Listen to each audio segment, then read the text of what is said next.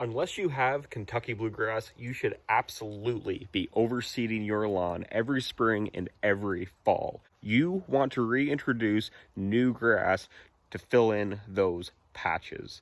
Anything that died off, anything that got killed over the winter, or stuff that just didn't make it. You need to be replacing those bare spots. Your lawn is going to thank you for it. Because cool season grasses don't actually spread unless you have Kentucky bluegrass, you're going to need to fill it in because it's not going to do it itself. It's not a natural occurrence. You do want to be overseeding. Fill in those blank spots. Fill in the dead bare areas.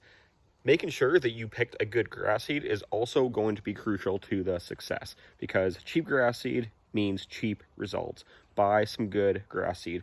Where you get it from, I don't care. The more expensive grass seed simply produces better results whenever you put it down. And that way you won't be all disappointed when it doesn't come in after all that work and money that you spent. Oh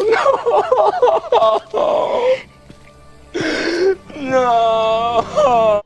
When I do my spring seeding, I always pick a week that it's going to be raining out like it is right now for at least 5 days. When there's no sun, it's not going to evaporate. It helps me out greatly because I don't have to worry about irrigating the seed as much. Maybe after that 5 days, once the sun comes out, I'll have to do it a little bit, but nowhere near as much, keeping the cost down.